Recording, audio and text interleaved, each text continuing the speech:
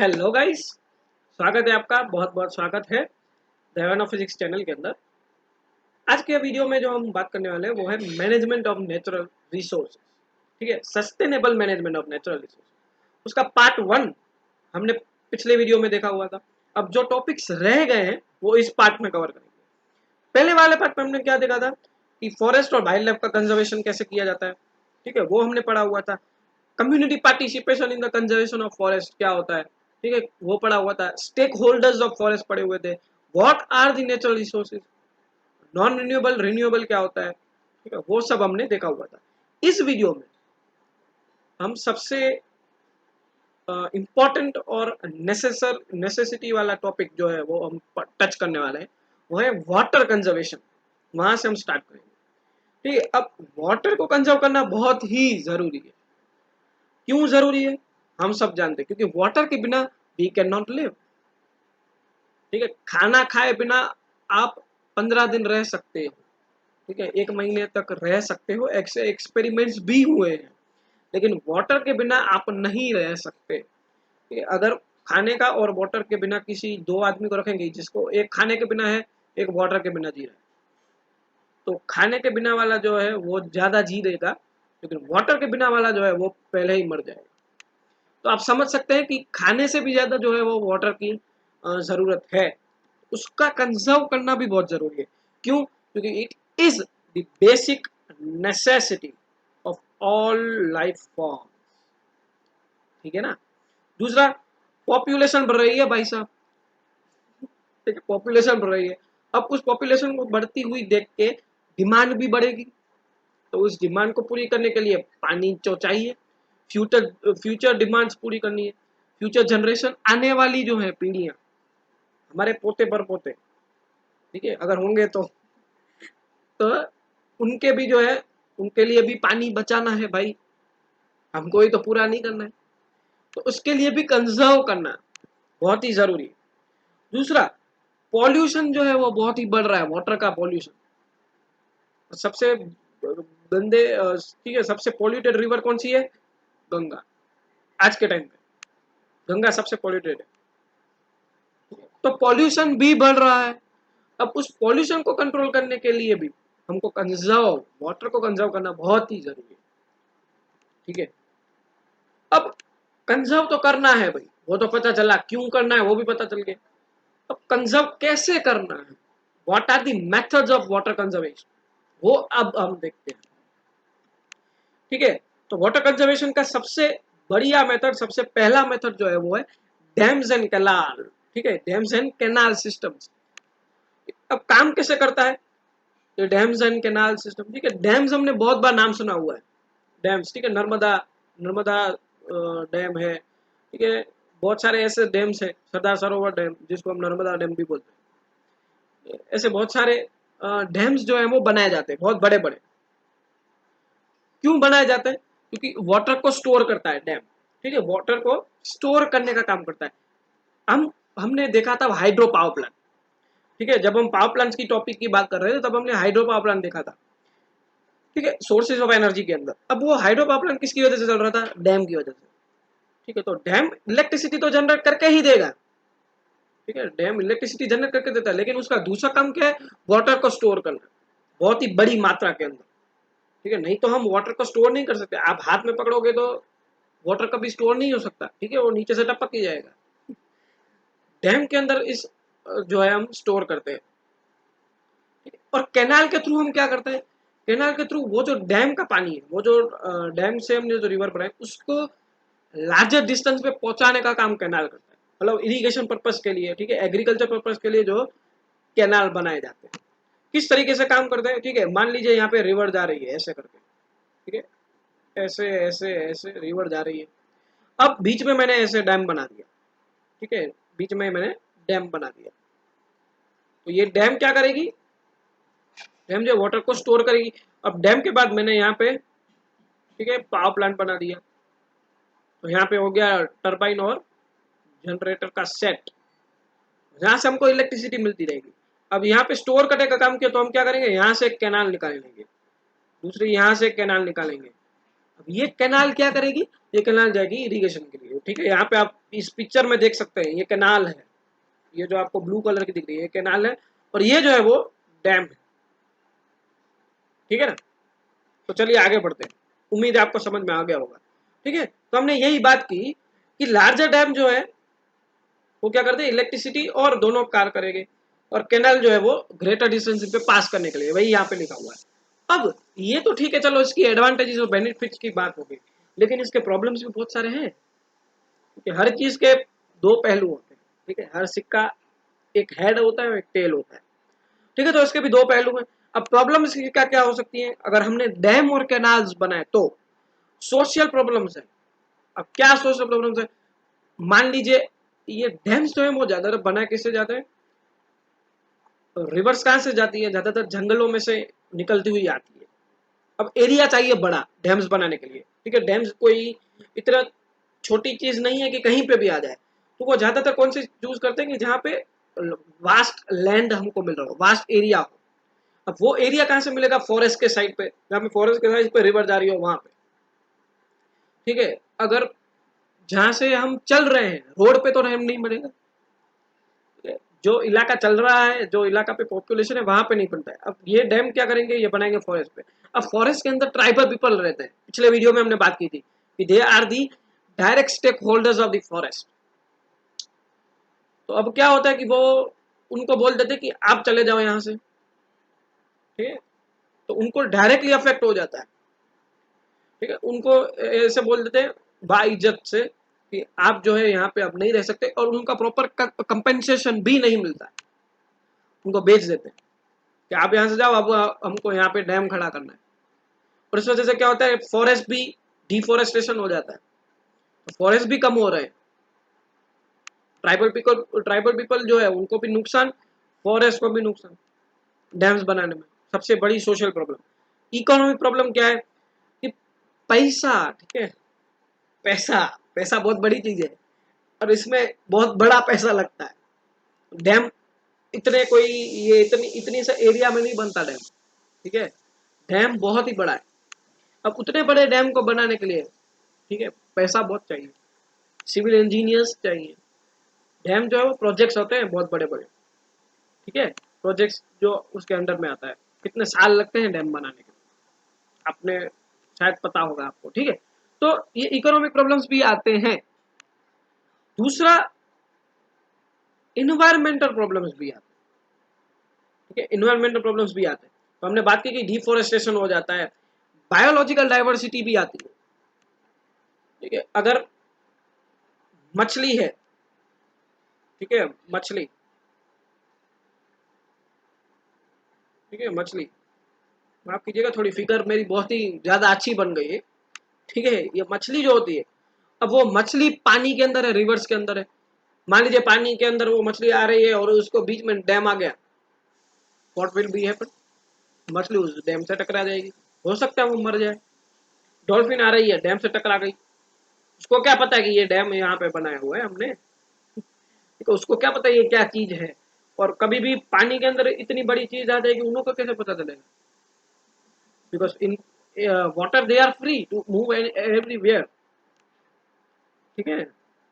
तो आ जाएगी, और तो इस वजह से बायोडाइवर्सिटी को भी बहुत ही ज्यादा नुकसान होता है। तो बहुत बड़ी तीन प्रॉब्लम्स हैं, ठीक है, यहाँ से निकल के आ रही हैं, सोशल, इकोनॉमिकल और इन्वायरमेंट, ठीक है। अब इस वजह से ही क्या हुआ कि बहुत सारे लोग जो है प्रोटेस्ट कर रहे हैं। जब भी सरदार सरोवर डैम बन रहा था, नर्मदा बहुत ही बड़ी है, ठीक है, नदी है, बहुत ही बड़ी है गुजरात के अंदर। अब बहुत बहुत बड़ी नदी है, ठीक है। इस वजह से क्या है कि उन्हों का प्लान था कि हम ऐसे 100 डैम बना ले, ठीक है, क्योंकि वास्ट पानी है हमारे पास, बहुत ज्यादा अमाउंट में पानी पड़ा है, तो क्यों ना उसको यूटिलाइज करें। वो बोल रहे थे कि बहुत ज्यादा ही डैम बना लेते हैं चलो, लेकिन लोगों ने प्रोटेस्ट किया, बोला सेव नर्मदा, ठीक है, फॉर द पीपल। क्योंकि अगर ये हो जाएगा तो क्या होगा, हमने आगे ही बात की कि तीन प्रॉब्लम्स जो है वो बहुत बड़ी आ जाएगी। इसके लिए नर्मदा बचाओ आंदोलन भी हुआ था, ठीक है ना। तो ये सब चीजें हैं। अब दूसरा हम क्या कर सकते हैं कि वाटर शेड मैनेजमेंट, ठीक है, वाटर हार्वेस्टिंग के अंदर की ये टेक्निक है। अब हम क्या कर सकते हैं कि डैम जो हमने बनाए, ठीक है, डैम हमने बनाए, अब डैम तो बहुत ही बड़े एरिया में बने और उसके बहुत सारे नुकसान भी है। अब वाटर हार्वेस्टिंग मेथड ऐसा है जो इन सब नुकसानों को कुछ हद तक, कई हद तक कंट्रोल करता है, कई हद तक कम नुकसान पहुंचाता है। ये वाटर से मैनेजमेंट क्या करेगा, ये ज्यादातर पूछा जाता है, ठीक है, बोर्ड्स के अंदर, वाटर शेड मैनेजमेंट। तो आपको इस एनिमेशन के द्वारा मैं यही दिखा रहा हूँ, ठीक है, आपको पता चल गया होगा ज्यादातर। ये जो एरो दिख रहे हैं, ठीक है, आपको ये एरो, यहाँ से पानी, हर जगह से पानी जो है वो आके एक नदी में मिल जा रहा है। ये रही नदी जा रही है, ठीक है, ये हर नदी में मिल जा रहा है, मतलब हर जगह से पानी आएगा, यहाँ से पानी, यहाँ से पानी, यहाँ से पानी, और नदी में मिल जाएगा, वापस नदी में मिला रहा है। क्यों? क्योंकि जो पानी यूज हो गया, ठीक है, चलो उसको अलग अलग सोर्सेज से हमने पानी ले लिया, मान लीजिए, ठीक है, तो इससे क्या होगा कि वापस पानी जो है वो ग्राउंड लेवल वाला की जो भी है वो स्लोप के वजह से क्या होगा, ठीक है, इस तरीके से आपको दिख रहे हैं यहाँ पे स्लोप्स हैं बहुत सारे, तो ये स्लोप्स की वजह से वापस जो है वो नदी के अंदर पानी आ जाएगा। इस तरीके से अरेंजमेंट होता है वाटर शेड मैनेजमेंट, ठीक है। तो इसका मेन एम क्या है कि लैंड और वाटर रिसोर्सेज को प्रोवाइड किया जाए, ठीक है, यहाँ पे वाटर भी हमको आसानी से मिलेगा और यूटिलाइज भी हो सकता है, वापस से रीपर्पस भी कर सकते हैं। दूसरा, लैंड भी जो है वो यूटिलाइज हो सकती है, नहीं तो क्या होगा, सॉइल इरोजन भी हो सकता है, लेकिन यहाँ पे नहीं होगा। फॉरेस्ट भी जो है वो डिफोरेस्टेशन नहीं होगा, क्योंकि यहाँ पे फॉरेस्ट का पानी भी अंडरग्राउंड हम यूज कर सकते हैं, उसको भी इकट्ठा करेंगे वाटर शेड के अंदर, ठीक है। तो डिफोरेस्टेशन नहीं होगा, सॉइल जो है उसका इरप्शन नहीं होगा, नहीं तो सॉइल जो है वो खिसक जाती है, पेड़ खिसक जाते हैं, सॉइल खिसक जाती है, तो ये प्रॉब्लम्स भी नहीं होगी, वाटर शेड मैनेजमेंट की होगी, ठीक है। यही यहाँ पे लिखा हुआ है, the aim is to develop the primary sources land water and the secondary sources for the plants and animals, ठीक है। तो बायोडाइवर्सिटी को भी यहाँ पे अफेक्ट नहीं होगा, ठीक है ना। उम्मीद है आपको पता चल गया होगा, ठीक है। एक बार मैं हटा के इसको फिर से आपको एनिमेशन दिखाने की कोशिश करता हूँ, देख लीजिएगा एनिमेशन, ठीक है, एनिमेशन देख लीजिए। चलिए आगे बढ़ते हैं। अब वाटर हार्वेस्टिंग के दूसरे ट्रेडिशनल मेथड्स भी हैं जो इंडिया के अंदर बरसों से यूज होते आ रहे थे। पिछले जमाने के जो लोग थे वो तभी भी करते थे। हमको ऐसा लगता है कि हम ही इंटेलिजेंट है, हमने बहुत सारे बड़े बड़े डैम्स बना लिए, लेकिन हम बहुत सारे बड़े बड़े डैम्स बनाने की वजह से बड़े नुकसान भी हैं। तो तब के जो है वो हमसे भी ज्यादा इंटेलिजेंट थे, ऐसा बोल सकते हैं, क्योंकि वो डैम्स नहीं बनाते थे, लेकिन डैम्स का एक छोटा स्वरूप हम बोल सकते हैं, छोटा फॉर्म, और जिसकी वजह से डैम्स पे जो जो नुकसान होते थे डैम्स की वजह से वो अब यहाँ पे नहीं होंगे, ठीक है। वाटर हार्वेस्टिंग के अंदर आपको ये यहाँ पे दिख रहा है फिगर के अंदर, बांद्रा इसको बोलते हैं, बंदारा, ठीक है। अब कौन से मेथड यूज हो रहे थे, तो आप नाम याद रख सकते हो यहाँ पे दो तीन, जिसकी वजह से आप एग्जाम्पल दे पाओ वाटर हार्वेस्टिंग के अंदर, ठीक है। खदा खादीन्स, टैंक्स, नाड़ीज इन राजस्थान, ठीक है, ये तीन जो चीजें थे वो नाड़ी ये राजस्थान के अंदर है, खदान्स, नाड़ी, टैंक्स। दूसरा बंदाराज एंड तल्स, वो महाराष्ट्र के अंदर है। फिर बूंदीज है मध्य प्रदेश और उत्तर प्रदेश के अंदर, बूंदीज। उसके बाद आहार है, पाइन्स है, वो कहाँ पे, बिहार के अंदर, ठीक है। फिर कुल है, कुल, ठीक है, हम कई बार जाते हैं कुल के अंदर, ठीक है, कुल जो हम बोलते हैं उसको, कुंड या कुल जो भी आप बोल सकते हो, वो है हिमाचल प्रदेश के अंदर। फिर पॉन्ड्स हम छोटे छोटे बना देते हैं, कहाँ पे, जम्मू रीजन के अंदर, कांडी बेल जो है वहां पे पॉन्ड्स बने हुए छोटे छोटे तालाब, जिसको हम बोलते हैं, वो तालाब का पानी यूज करते थे, ठीक है, जिस वजह से बायोडाइवर्सिटी को भी नुकसान नहीं होता था उस समय पे। फिर एरीज, तमिलनाडु के अंदर एरीज यूज करते हैं। फिर केरला के अंदर सुरंगम्स, फिर कर्नाटका के अंदर कट्टास।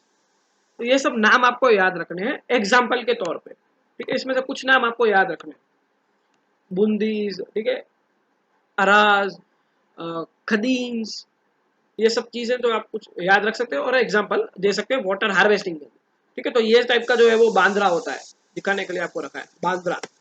अब खादीन जो आप बोल रहे थे कि आप बोलोगे कि अभी खादीन क्या होता है, ठीक है, तो खादीन सिस्टम कुछ इस तरीके का है कि यहाँ पे क्या होता है कि ये कैचमेंट एरिया, यहाँ से पानी आएगा, ठीक है, ये अंडरग्राउंड लेवल की बातें हैं। खदीन मतलब क्या, खदान, खदान मतलब गुफा की तरह से आप बोल सकते हैं, तो ये क्या करते हैं, पेड़ से जो पानी है वो जाएगा, वो कैचमेंट एरिया, यहाँ से अब स्लोप बना हुआ है यहाँ पे, क्रॉप्ड एरिया जिसको हम खदीन बोलते हैं। क्रॉप्ड एरिया मतलब यहाँ पे स्लोप बना हुआ है, कट किया हुआ है, यहाँ पे स्लोप बनाया हुआ है, इस तरीके से स्लोप बनाया कि पानी जो है वो वहां पे इकट्ठा हो जाए पूरा का पूरा अंडरग्राउंड के अंदर। कि कैसे इकट्ठा होगा, तो यहाँ पे खादीन बंद लगाया हुआ है हमने। बंद बंद मतलब क्या, एक ऑब्स्टेकल, ठीक है, एक पत्थर रख दिया यहाँ पे। अब उस पत्थर की वजह से क्या होगा, पानी यहाँ तक ही आएगा। जैसे हम डैम पे करते हैं, डैम में क्या किया था, रिवर के अंदर हमने रिवर के अंदर एक तरीके से पत्थर ही लगाया था। डैम मतलब क्या, पत्थर। तो यहाँ पे भी एक तरीके से पत्थर छोटा सा लगा देंगे, तो ये जो पानी है वो यहाँ तक रहेगा और हम उसको यूटिलाइज कर सकते हैं। और यहाँ पे इस तरीके से डग वेल भी बना सकते हैं। तो यही सिस्टम जो था वो था खदीम। और ये सब कौन से ट्रेडिशनल मेथड, बंदरा और खदीम। अब आप बोलोगे कि ग्राउंड सिस्टम, ग्राउंड के अंदर वाटर क्यों रहना चाहिए, क्यों जरूरी है, इसके एडवांटेजेस, क्या एडवांटेजेस है, ठीक है। एडवांटेजेस कौन से, इस वजह से वाटर इवोपरेट नहीं होता है, नहीं तो ग्राउंड के ऊपर होगा तो वाटर इवोपरेट हो जाएगा। दूसरा क्या होता है कि वाटर जो है हम वेल्स को रिचार्ज करने के लिए भी यूज हो सकता है, अगर वो ग्राउंड के अंदर है, क्योंकि वो वेल कहाँ पे होते हैं, ग्राउंड के अंदर, ठीक है। अंडरग्राउंड ही तो, वेल मतलब क्या, कुआं, कुआं मतलब कहाँ पे होगा, उसके जमीन के अंदर खोदा हुआ। फिर मॉइस्चर हमको मिल जाता है वेजिटेशन के अंदर, ठीक है, वेजिटेशन के अंदर, प्लांटेशन के अंदर हमको जो है वो पानी यूज कर सकते हैं अगर अंडरग्राउंड है तो। फिर प्रोटेक्टेड फ्रॉम द कंटामिनेशन, अगर ह्यूमन और एनिमल वेस्ट है उससे भी हमको प्रोटेक्शन मिल जाता है, क्योंकि ग्राउंड के अंदर है, तो हम ग्राउंड के अंदर तो हम नहीं जाते हैं, ठीक है। और ज्यादातर जो वाइल्ड एनिमल्स, जो बड़े बड़े एनिमल्स है वो नहीं जाते हैं, लेकिन बाकी इंसेक्ट तो नीचे होते ही है, उसमें कोई ना नहीं है, लेकिन हमारे से तो बच ही गए हैं, ठीक है। तो ग्राउंड वाटर इसके लिए यूज करना फेवरेबल है। अब चलिए आगे बढ़ते हैं। अब कुछ हो जाए exhaustible renewable, sorry exhaustible non renewable resources की बात। बाकी सब आगे जो हमने बात की वो नेचुरल रिसोर्सेज थे ना, फॉरेस्ट और वाइल्ड लाइफ, ठीक है। फिर ये अपन का वाटर, ये सब कौन से थे, नेचुरल रिसोर्सेज। अब कोल और पेट्रोलियम की देख लेते हैं, उनको भी कंजर्व करना पड़ता है, क्योंकि वो तो एग्जॉस्टिबल है, उनको तो कंजर्व करना ही पड़ेगा, उसके बिना तो चलेगा ही नहीं, ठीक है। कोल और पेट्रोलियम, अब कोल और पेट्रोलियम जो है वो किस तरीके से कि एग्जॉस्टेबल नेचुरल रिसोर्स, एक बार गए तो गए, ठीक है। जैसे हमारी उम्र, बचपन गया तो गया, वापस नहीं आएगा, ठीक है। हम मिस करते हैं those were the days in the childhood, poems बनी है बहुत सारी। तो ये जो दिन बीत गए, ठीक है, रहना बीत जाए, ठीक है, वो जब बीत गए, अब जो नए हैं तो वो रिन्यूएबल एनर्जी हम यूज करते हैं, लेकिन ये जो है वो एग्जॉस्टेबल है, तो उसको कंजर्व करना बहुत ही ज्यादा जरूरी है। अब क्यों कंजर्व करना है, क्योंकि ये वापस नहीं आने वाले, दे आर नॉन रिन्यूएबल, ठीक है। ये कहां से हमको मिलते हैं, it is coming from the dead remains of living organisms, ठीक है, जैसे कि प्लांट्स, डायनासोर्स जो एक्सटिंक्ट हो गए, उन सबके जो हमको मिलते हैं, उसकी वजह से हम उसको बोलते हैं फॉसिल्स। अब ये फॉसिल्स से मदद से हमको मिलते हैं एनर्जी, वजह से हम उसको बोलते हैं फॉसिल फ्यूल्स, ठीक है, उसको क्या बोलते हैं, फॉसिल फ्यूल, ठीक है ना। उसके एग्जांपल क्या है, कोल, पेट्रोलियम, नेचुरल गैस, यहाँ पे मैंने फिगर में देखा हुआ है कोल, ठीक है। तो ये एग्जॉस्टिबल है। अब इसको कंजर्व क्यों करना है, और इसके डेंजर्स भी हैं, ठीक है, इसके बहुत सारे डिसएडवांटेज है कोल और पेट्रोलियम के। इस वजह से कैसे ही हम जो है ग्रीन एनर्जी की तरफ बढ़ रहे हैं। क्या डिसएडवांटेजेस है कि जब कोल या तो पेट्रोलियम बर्न होता है तो उसके अंदर से जो गैसेस निकलती है ना, वो बहुत ही पॉइजनस होती है, टॉक्सिक हो सकती है कई बार, ठीक है ना। और हमारे लिए, इन्वायरमेंट के लिए हार्म करती है। क्यों हार्म करती है, क्योंकि यहाँ पे जो इसके प्रोडक्ट्स निकलते हैं वो होते हैं कार्बन डाइऑक्साइड मेनली, ठीक है। CO2 निकलता है, हमको पता है, गाड़ी हम चलाते हैं उसके अंदर से भी लास्ट में जो साइलेंसर में से निकलता है उसको बोलते हैं CO2, तो CO2 ही निकल रहा है। जैसे कि ये CO2 क्या है, it is the green house gas, ठीक है। CO2 क्या है, ग्रीन हाउस गैस, और ग्रीन हाउस गैस हमको पता है कि वो सबसे ज्यादा नुकसान करती है एनवायरमेंट को, ठीक है। दूसरा, ऑक्साइड ऑफ नाइट्रोजन भी, और ऑक्साइड ऑफ सल्फर यहाँ पे रिलीज होते हैं। अब नाइट्रोजन और सल्फर के ऑक्साइड जो है वो भी बहुत ही पॉइजनस है, इन्वायरमेंट को हार्म करेंगे, ऑर्गेनिजम्स को भी हार्म करेंगे, हमको भी हार्म करेंगे। और जब ये कंजप्शन होता है तो मतलब क्या हुआ, अगर ऑक्सीजन की खपत कम है, अगर ऑक्सीजन कम है, मतलब एयर जहाँ पे कम है, उस कम एयर के अंदर हमने कंबशन किया, तो अब जो है वो CO2 के बाद, CO2 के बदले अब जो दूसरी गैस पैदा होगी वो बहुत ही उससे भी ज्यादा दर्दनाक है, उससे भी ज्यादा खतरनाक है, वो है कार्बन मोनोऑक्साइड, जिसका केमिकल फॉर्मूला है CO। आपने नाम सुना हुआ होगा। वो अब उससे भी ज्यादा जहरीली है, ठीक है, CO2 से ज्यादा भी जहरीली है CO। तो इस वजह से हम जो है वो कोल और पेट्रोलियम को कम से कम यूज करना है, ठीक है, कम से कम हमको यूज करना है। अब कंजर्वेशन ऑफ नेचुरल रिसोर्सेज किस किस तरीके से कर सकते हैं उसको एक बार सम अप कर लेते हैं। कैसे कंजर्व कर सकते हैं आप, उम्मीद है आप ये सब स्टेप्स जो है वो अपनाएंगे अपने जीवन के अंदर और दूसरों को भी बताएंगे। पहला, ग्रीन एनर्जी यूज करो, सोलर, विंड, ठीक है, जियो थर्मल, ऐसी सब एनर्जीज यूज करो। कोल और पेट्रोलियम कम से कम यूज करो, क्योंकि कोल और पेट्रोलियम हमको पता है कि अब क्या हो रहा है, वो 140 तक, ठीक है ना, 140 या 150 साल तक या 100 साल तक ही है, मतलब हमारे जो फ्यूचर जनरेशन है उनके पास नहीं होगा कोल पेट्रोलियम, ठीक है। तो इस वजह से ग्रीन एनर्जी को सबसे ज्यादा बढ़ावा दो। उसके बाद जितना हो सके, ठीक है, हमको क्या करना है, राइड करना है, या तो पैदल चलो या तो बाईसाइकिल चलाओ, ठीक है, मोटरसाइकिल कम से कम रखो, कार कम से कम रखो, जितनी जरूरत हो उतनी। In this way we can control, ठीक है। फिर इलेक्ट्रिसिटी को सेव करो, सबसे बेसिक है इलेक्ट्रिसिटी। अपने घर में फालतू के फैन चालू पड़े होते हैं भाई, ये फालतू के फैन चालू पड़े हैं, AC चालू पड़ी है, एक बार ठंडा हो गया तो फिर बंद कर दो, क्योंकि AC से और रेफ्रिजरेटर से हमको पता है कि उससे जो पहले के जमाने में, अभी तो ठीक है कंट्रोल है, फिर भी हम इलेक्ट्रिसिटी तो सेव कर ही सकते हैं। पहले में हमने बात की थी कि CFCs निकलते हैं, वो पॉल्यूट करते हैं, ओजोन लेयर को डिप्लीट करते हैं, तो वो भी हम कम कर सकते हैं। दूसरा सबसे मेजर, ये तो कीवर्ड है, ठीक है, रिड्यूस, रीयूज और रिसाइकल। कंजर्वेशन और नेचुरल रिसोर्स मतलब ये तो लिखना ही लिखना है आपको एग्जाम के अंदर, ठीक है, रिड्यूस, रीयूज और रिसाइकल, 3 Rs। अभी तो दूसरे भी Rs आ गए, रिपर्पस और रिफ्यूज, ठीक है, दो दूसरे आ रहे हैं, दूसरे 2 आ रहे हैं, रिपर्पस और रीयूज, तो वो भी आप लिख सकते हैं। उसके पहले में हम बात की हुई है सोर्सेज ऑफ एनर्जी और सबके आगे के वीडियो के अंदर डिटेल में, ठीक है। तो इस वजह से हम जो है वो सेव कर सकते हैं। तो let's save the world together by using the methods. Green energy ज़्यादा से ज़्यादा यूज करें, इलेक्ट्रिसिटी को सेव करें, अवेयरनेस लोगों के अंदर फैलाएं कि वो भी ऐसे कुछ काम करें, ठीक है। NGO भी बहुत सारे ऐसे काम कर रहे हैं। फिर हम क्या बोलते हैं कि साइकिल चलाएं, ठीक है, जितना हो सके उतना, क्योंकि अभी हम पैदल चलने की आदत तो बंद हो गई है, तो जितना हो सके उतना साइकिल चलाए, पैदल चले। ओके, तो ये सब जो है वो इस चैप्टर में था। चैप्टर यहीं पे पूरा होता है, ठीक है, और एग्जाम पे पॉइंट ऑफ व्यू से भी ये बहुत ज़्यादा इंपॉर्टेंट और स्कोरिंग चैप्टर है ये। आप ऑन बना के भी लिख सकते हो और आपकी ज़िंदगी के अंदर भी इम्पोर्टेंट है ये चैप्टर, ठीक है। तो यहाँ पे ही हम फिलहाल वीडियो पूरा करते हैं, ठीक है। एक बार समराइज कर लेते हैं आज हमने क्या क्या देखा था, ठीक है। पहले हमने देखा कि why do we need to conserve the water, ठीक है, हमको क्यों वाटर को कंजर्व करना है। फिर मेथड्स ऑफ वाटर कंजर्वेशन, क्या क्या मेथड्स है, तो डैमल कैनाल है। फिर बेसिक जो ट्रेडिशनल जो वाटर अपन के छे वाटर हार्वेस्टिंग के मेथड्स वो हमने देखे, ठीक है, खाद्य सिस्टम देखा। फिर हमको क्यों ग्राउंड के अंदर पानी सेव करना चाहिए वो हमने देखा। फिर कोल और पेट्रोलियम के एडवांटेजेस डिसएडवांटेजेस देखे। फिर हमको कंजर्वेशन किस तरीके से करना है, कौन से स्टेप्स हैं वो हमने देखे, ठीक है। उम्मीद है आपको ये वीडियो पसंद आया होगा। वीडियो देखने के लिए थैंक यू।